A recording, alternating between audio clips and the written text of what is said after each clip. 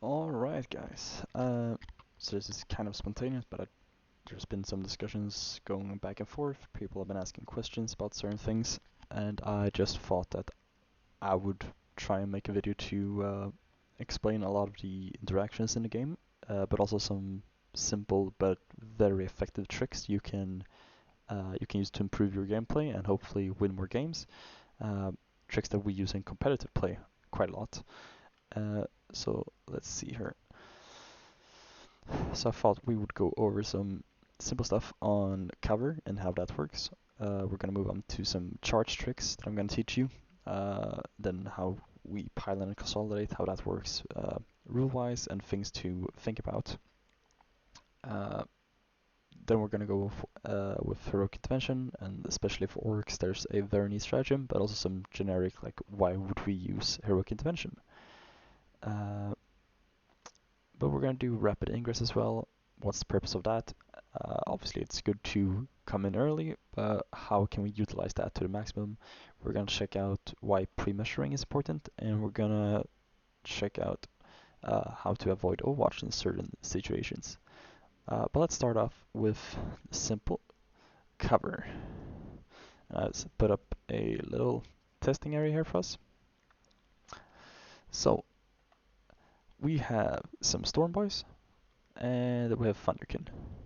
Now, these Thunderkin, we're going to have in this scenario that they're shooting at the Storm Boys, and we're going to see if cover applies. So, rule-wise for cover, so it is per unit shooting, and we determine that from the entire unit shooting to each defending model.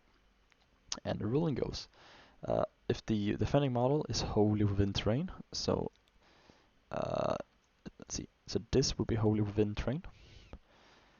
This would not be wholly within terrain. So if we're wholly within terrain, we have cover.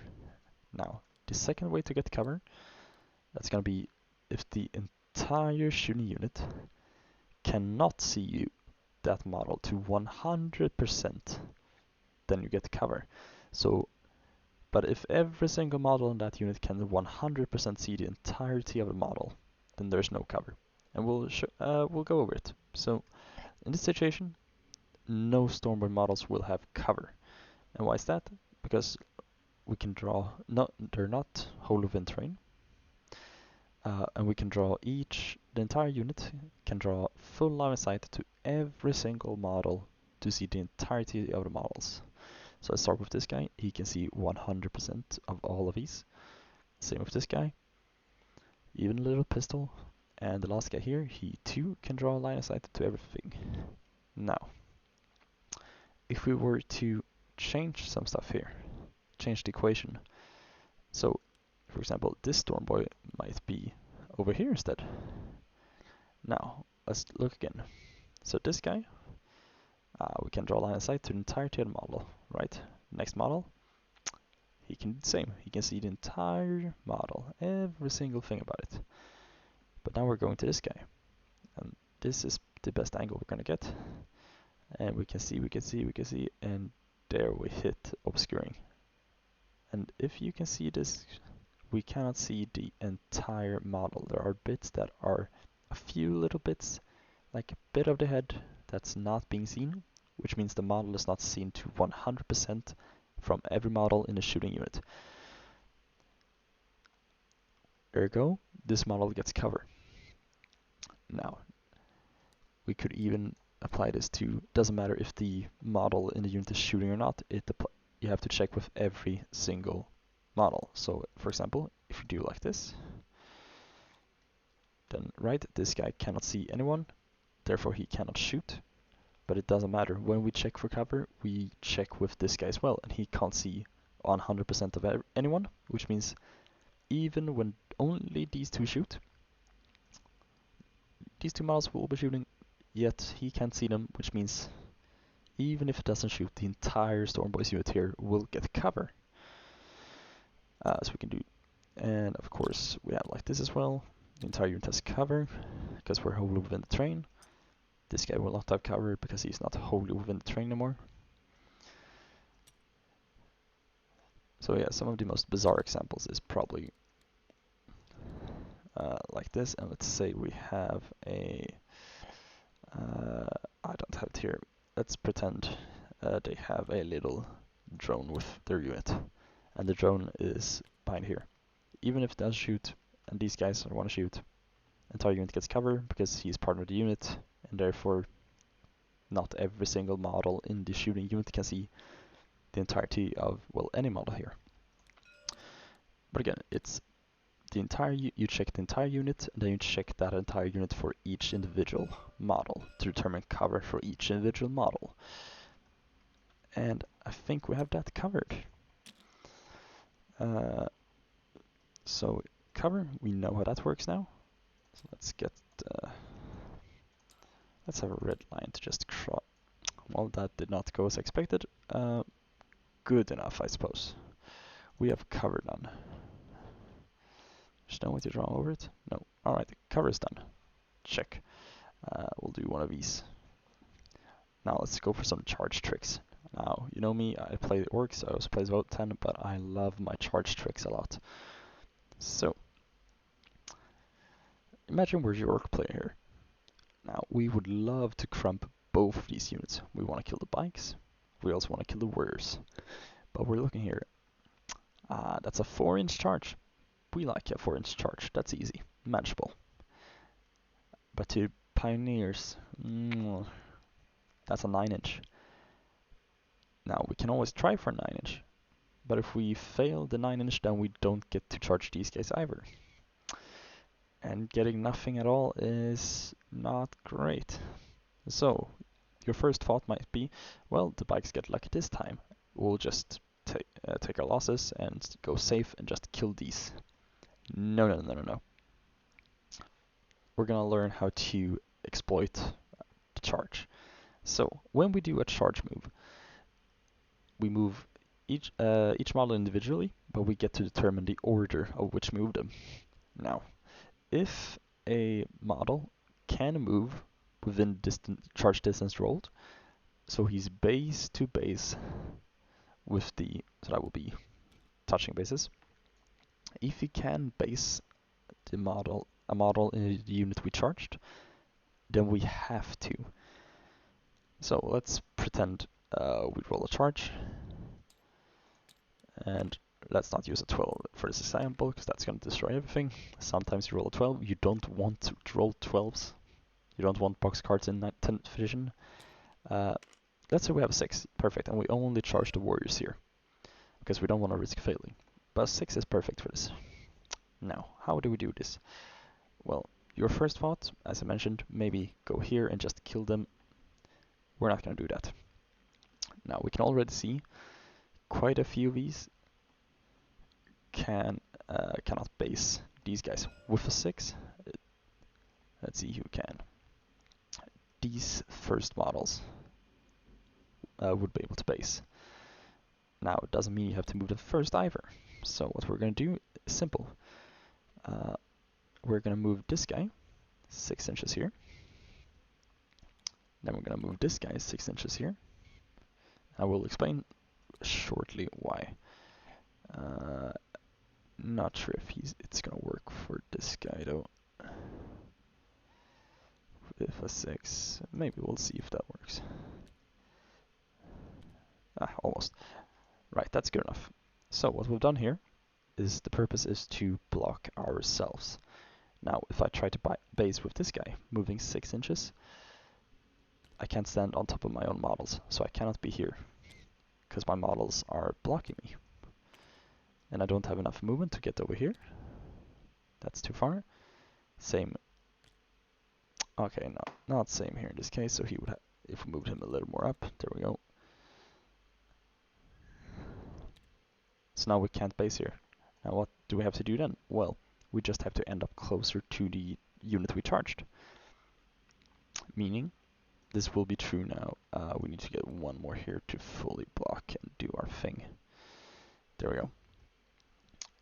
So, we're quite happy with this. We don't need more here. But now there's nothing that can base. So what we're going to do is we're going to move 6. And we still end up closer to this to the unit. We're starting at 7.1 away. And we go up 6. and now we are 5.5 wave, so we ended up closer. So that's the important thing. Now we would probably have enjoyed a better charge. That guy could just not make it. Maybe we can fix that, we'll see. And we'll get this guy here. And one here to tie up currency. Cool, so now we've made a charge. We're in engagement range, so the charge is successful. Now, it's time to do pylons. And what are we going to do? We're going to move 3 inches to here. And for purposes of learning, let's say that's just enough to base this guy, which means we then can pile into here. Same here, we can pile here. Now, if we rolled a little bit better, let's see, we can pile into here, getting closer to both. And this guy will just go here and tie up coherency. Like so. So what we managed to do is we managed to reach the unit 9 inches away without having to risk failing a charge. And this means we can now fight on both. And why is this also useful? Not just for making some charges longer if you roll unexpectedly good. You also have the ability to deny fight first. So let's bring these guys back. Here we go. So let us assume that, for the sake of this, the warriors here, they have the fight first ability. Now we're not a big fan of that. So if our unit is over here, our goal is to attack these guys as much as possible. But we don't want them to fight us first. Let's assume they are monsters, they just kill us. But the bikes are harmless. So what are we going to do? Well, we're going to use our 6-inch movement to get ourselves over here. So what I'm doing here is I'm moving away from pioneers. Why? The simple reason is I don't want a lot of people to be able to base them. Now let's say we roll the charge and we charge only the bikes, and let's say we roll 6. Let's just say 6. So what we're gonna do then is we're gonna be super happy and we're gonna move these guys to base. And not enough new movements. Right, so with this, no snag units now can base. We don't care about killing this unit. We want to deny the fight first of these guys. So we've moved into engagement range, or to base with those who can. Now we're going to do this. Let's just get the 1-inch circles up.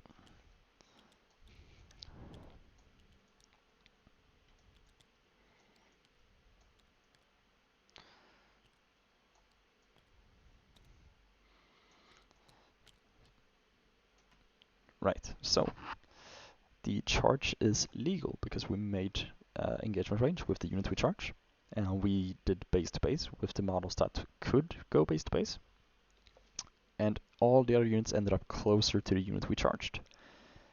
However, we did not go within 1-inch engagement range of the fight first unit. Let's just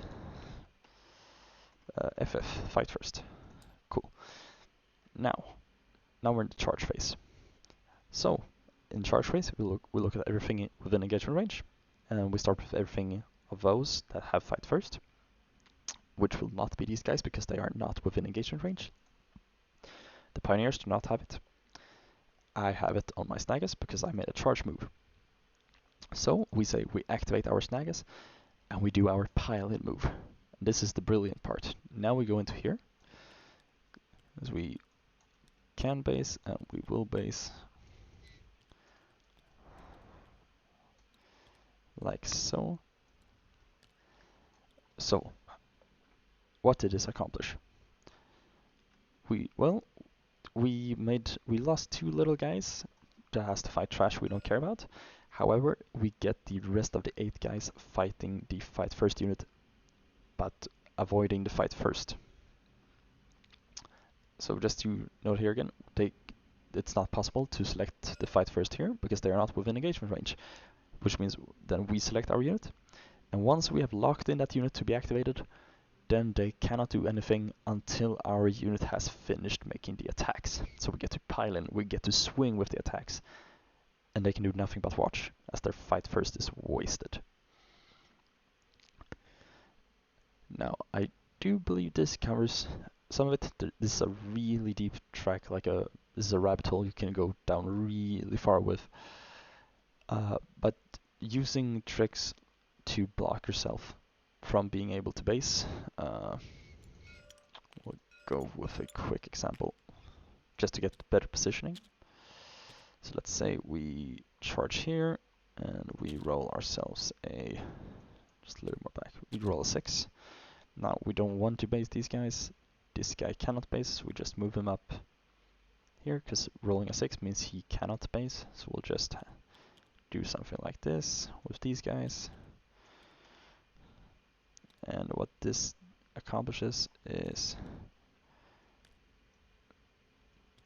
right, this one could in this case, but suddenly a lot of these guys are too fat to fit and cannot base, which means we can send them to a whole variety of different destinations by using the units that were in the back ranks first.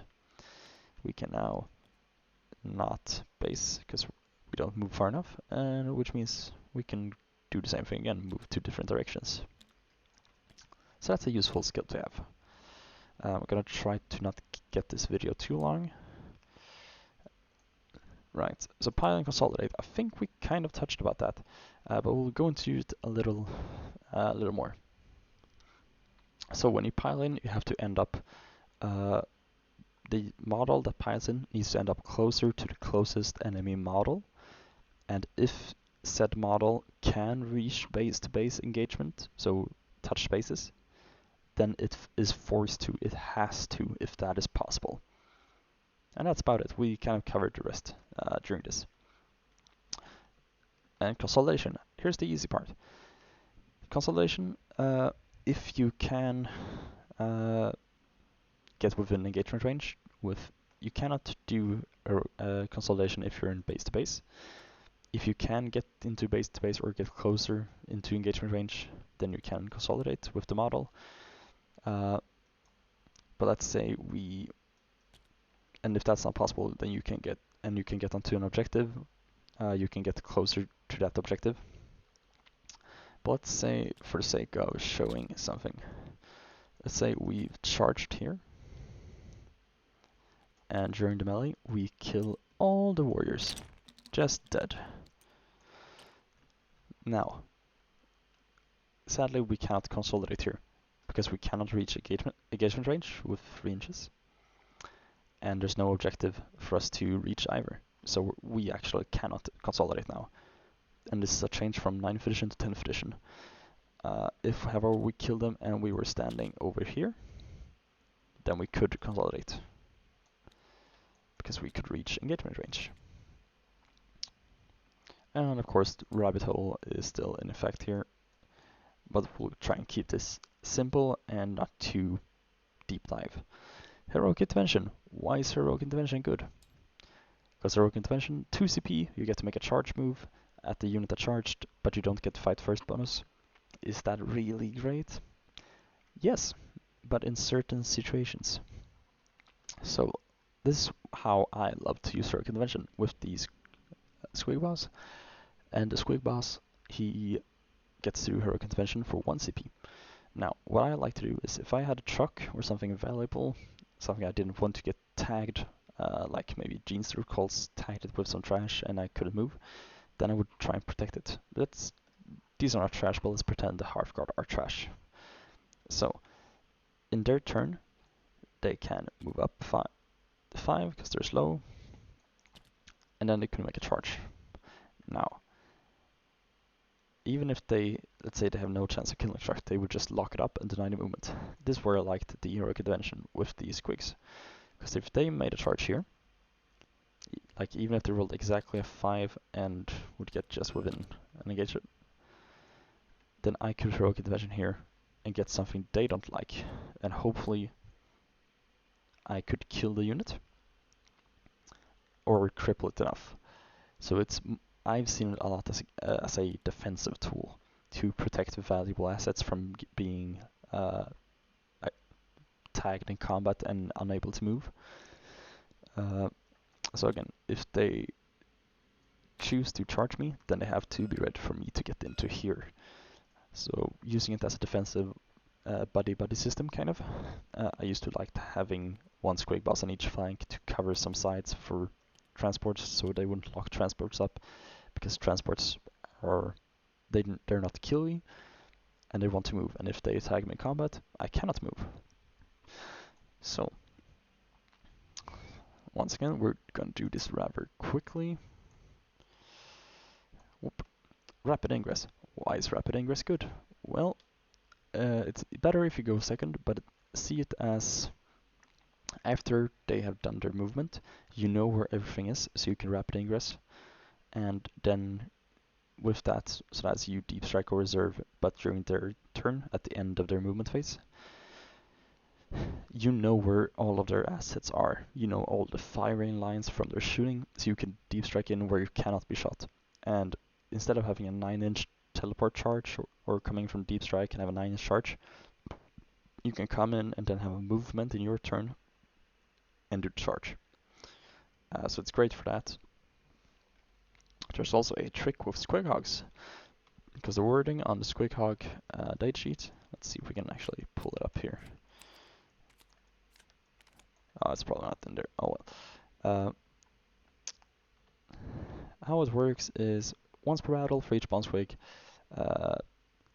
after it ends a normal move, you can select one enemy unit and release the bomb squigs. Coming in from reserve or deep strike counts as making a normal move, meaning the rule triggers. So you could have 6 hogs in reserve. You could rapid ingress.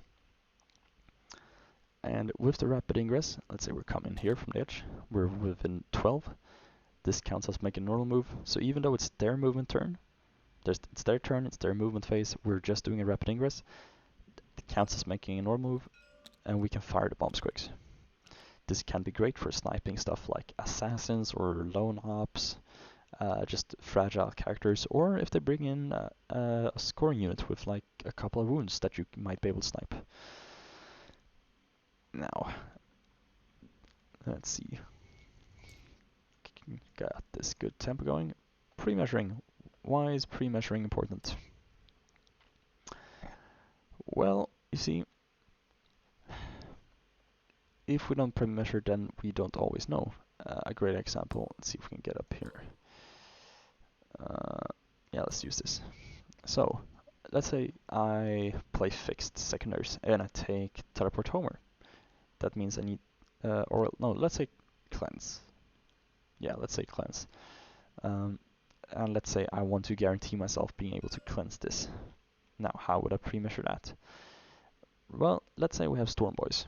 Let's just grab a couple of Storm Boys. I could have sworn I had them somewhere here. They're in the... There we go. Now, we want to be able to reach this objective. So, for deployment, we would then place just one of them here. So we know, right, this is the position, he can reach it. And then we just go back the movement we have, which is 12 inches in this case. And we find a good hiding spot, let's say here. And then the others, they don't really matter, so as long as we're within coherency, almost, let's say, yeah. So now we know for certain that if we go first, we can move 12, and we can fit and do cleanse. It's also great for charges, so say we have some Beast Snagger Boys here, and we're playing as the Votan. How far away do I want to be with the Pioneers in this case, and still shoot them? Because if I go up here, then I'm gonna get charged if they live. So we pre-measure. We go 6 inches, right? That's their movement. Let's say it's not gonna be WOG, we know that. And then we go 12 inches from here. Here. So if we're behind this position, here we go. We'll put them sort of like this. And let's remove that, that was annoying. Now, all of the models can see the snaggers, even here. There's a firing line. And they can all reach with the 24 inches, so we can all shoot. Now here's the beauty. Because we've pre-measured, we know that if the orc decides to move up the 6 inches, let's do this in steps, 6 inches here, these don't matter then, so let's just bring them up here. Now we have pre-measured and we know that they cannot charge us. 12.5 away, 12.5 away. And you need to be within 12 to declare charge. So pre-measuring in this case means we can set up in a spot where we can shoot them, but also in a spot where it's impossible for them to charge me back. And this is where pre-measuring is also great for shooting. I did this a lot in 9th edition. I don't have the model on me right now, but let's pretend this is a D cannon. LR trick, we hate those LR pesky little elves. So when I had a big vehicle, like let's say, actually let's take Monster in this example. Now, a D cannon shot for 24 inches and it can move 6. So let's use that as an example. We don't like getting shot by that because that can one-shot a lot of things. So what I used to do was I measured 30 inches from it. There we go. So if I stand here, then we still move up, and we are 30.5, so we can actually move 0.4 more. And we're 30.2 away. Now, what this means is in his turn, he could move it up his 6 inches and not be within 24, so he could not shoot. So this is where pre-measuring is super important. You can actually deny things that you know for certain. And the last one, avoid overwatch. How can we avoid overwatch? Is there a trick to this? Yes, commandos, of course, they can't be overwatched, but that would be too simple, right? That's not, no, we want to be able to do it with most things. So I've set up a scenario here. Let's say the enemy has some Thunderkin. Now these guys, they have a scary overwatch. They hit on 5s instead. So they hit good. Now, a new war boss might want to say, I want a short charge. Move up 6 inches here. And that would be from 6 inches here, we would be looking at a 3-inch charge. Very nice. Actually, let's move these back a little bit. So 6 inches here. 6-inch charge. We like those odds. That's a good charge. But moving here to this position puts us out in the open where he can overwatch us. Now, however, because he's not going to have a lot of them that can see us right now.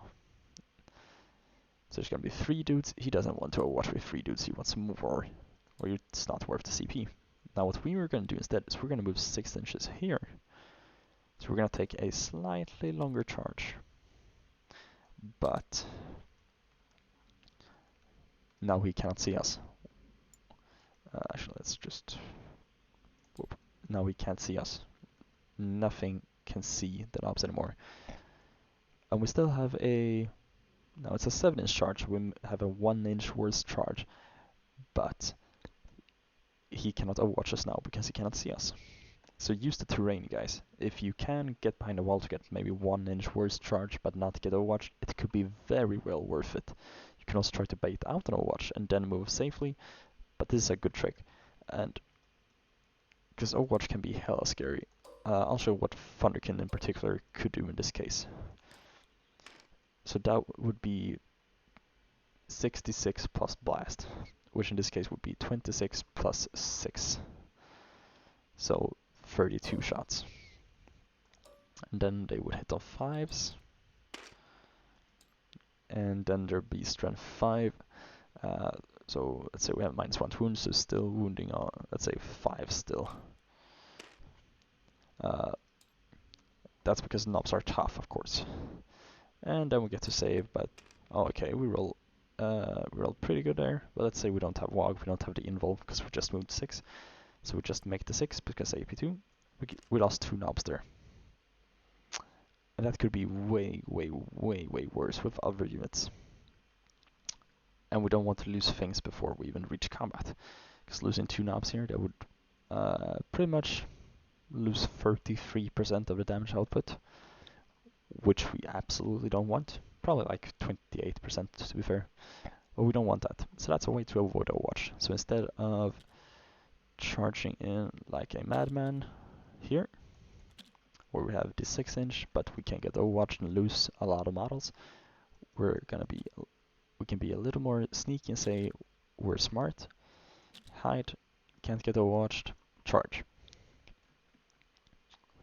So that is a quick video, and we've covered all of the things. Of course, this is not super in-depth. There's a real rabbit hole you can just dive into with these things, and it's a learning experience. It takes a lot of time and practice to master all these things, but I hope you find this useful and enlightening. And if you have any questions at all, please make sure to either send me a DM on Discord, tag me and ask a question in the org Discord, or any Discord that I'm in. And of course, you can always leave a comment on this YouTube video, which is probably the best thing you can do in that case. I don't care about how many of you like or share or subscribe. I don't care about that. I just want to help you guys with this. But if you have a question regarding something you don't understand during this, or have a follow-up question on something, leave a comment and I'll try and respond daily to comments in this. But I hope you guys learned something, and as always, have a great day.